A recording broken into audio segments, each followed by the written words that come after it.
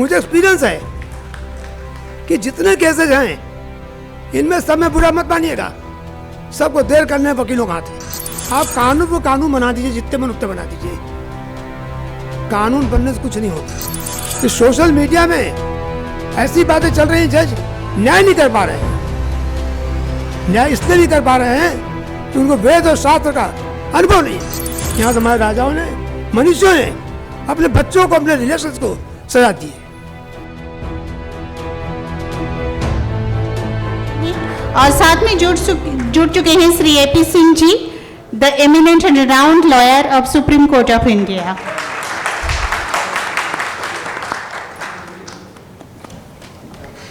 अभी मैं मंच पे स्वागत करूंगी Shri Harishankar Jain ji, the senior advocate of India, to please address the beautiful gathering.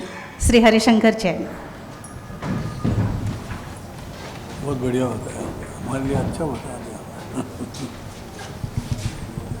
Discuss में अच्छी चीज़ें।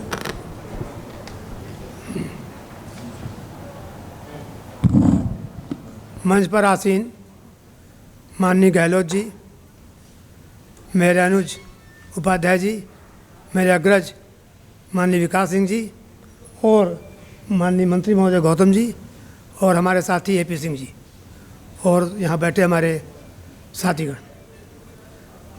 एक कविता सुनी थी बहुत दिन पहले और बड़ी चर्चित है कि इस देश की धरती सोना उगले, उगले हीरा मोती। उगल रही है सोना मोती, सदियों से उगल रही है, आज भी उगल रही है। 50 करोड़ रुपया पाया गया और उसका कोई लेनदार नहीं, कहने वाला नहीं क्या मारा है। उगल रही है, लाखों करोड़ों का वारा न्यारा हो रहा है। माननीय उपाध्याय जी ने बहुत सी बातें आपके सामने कही, मैं उसको रिपीट नहीं करूँगा। और मुझे दुख है कि मेरी वजह से मैंने उनका थोड़ा हक छीन लिया और उनको भाषण समाप्त करना पड़ा।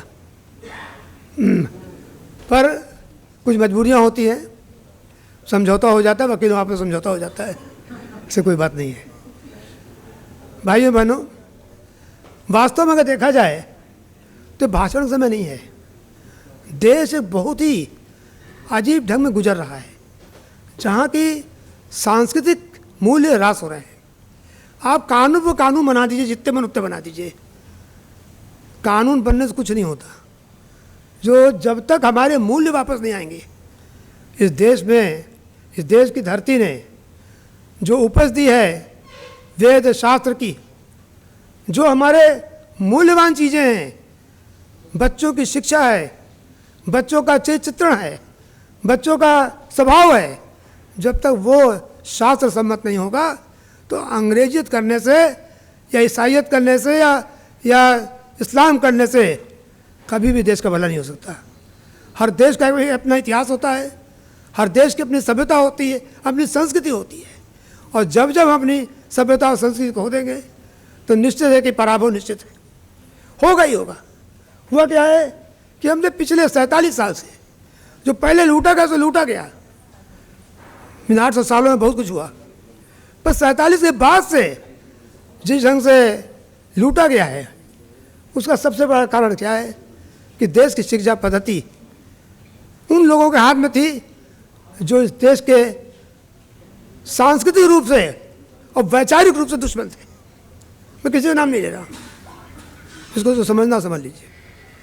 मेरा कहना यह है कि जब तक कैरेक्टर बिल्डिंग नहीं होगा तब तक कुछ नहीं हो सकता। हमारा कुंभ लगता है, कुंभ में कितनी चोरियां होती हैं, कितने बलात्कार होते हैं। कुंभ में या जो बड़ी गैदरिंग हिंदू समाज की होती है, मनुष्यों की होती है, धर्मशास्त्रों की होती है, धर्माचार्यों की होती है, उनमें क्या होता है कहीं सुना? कोई पुलिस नहीं होती है, वहाँ धर्म काम करता है। और धर्म जब आता है तो आदमी में निश्चलनी आती है, घूस और पाप और ये सब खत्म हो जाते हैं। अभी मैंने कुछ दिन पहले पढ़ा था कि ये कहा गया कि सोशल मीडिया में ऐसी बातें चल रही हैं, जज न्याय नहीं कर पा रहे हैं। न्याय इसलिए नहीं कर पा रहे हैं कि उनको वेद और शास्त्र का अनुभव नहीं है, उन्होंने वेद और शास्त्र पढ़ा नहीं है, उन्होंने केवल अंग्रेजी कानून पढ़ा है और फॉरेन कानून पढ़ा है। हमारा वेद और शास्त्र पढ़ने वाला कोई व्यक्ति ऐसा नहीं कह सकता कि हम न्याय नहीं कर सकते। यहाँ तो हमारे राजाओं ने, मनुष्यों ने अपने बच्चों को, अपने रिलेशंस को सजा दी है। न्याय धर्मतुला है। धर्मतुला पर बैठा आदमी को केवल न्याय के बारे में सोचना चाहिए। मेरा कहने का आशय ये है केवल कि जो स्थितियाँ हो रही हैं उसका सबसे पहला कारण है हमारा सांस्कृतिक मूल्यों का अवमूल्यन। सांस्कृतिक मूल्य खत्म हो गए। देखिए, मैंने भी वकालत 46 वर्ष पूरे कर लिए हैं और लोअर कोर्ट से, जहाँ मैं उपाध्याय जी बता रहे थे, ये लोग तो सब हाई कोर्ट और सुप्रीम कोर्ट से आए हैं। मैं बिल्कुल लोअर कोर्ट से आया हूँ, एसओसी के कोर्ट से, और आज ईश्वर के पास मैं हाथ पहुँचा सुप्रीम कोर्ट तक। मुझे एक्सपीरियंस है कि जितने केसेज हैं इनमें सब में बुरा मत मानिएगा, सबको देर करने वकीलों का हाथ है। मुझे माफ़ कीजिएगा वकील वर्ग, मैं हूँ वकील वर्ग, पर जब न्याय की तुला आती है तो सत्य बोलना चाहिए। जितने केसेज हो रहे हैं और जिन केसेज में जितना आज जो कुछ भी हो रहा है, मैं एक का वर्णन नहीं करने जा रहा हूँ। जो भी हो रहा है, चाहे बेंच हंटिंग हो रही है, चाहे जो भी हो रहा है, उसके पीछे वकील उसके कारण है। वही वकील तो जज होते हैं। जिन वकीलों ने नंबर 2, नंबर 3 काम किया है, या ऊपर नीचे किया है, जैसे भी किया है, उन्हीं तो जज होते हैं। तो क्या जो व्यक्ति कल तक ऐसा था तो आज ऐसा हो जाएगा? मुझे नहीं लगता कि मानव स्वभाव कहीं चेंज हो सकता है। ऐसा नहीं है कि जज होता ही आप में सारी आदतें बदल जाएंगी।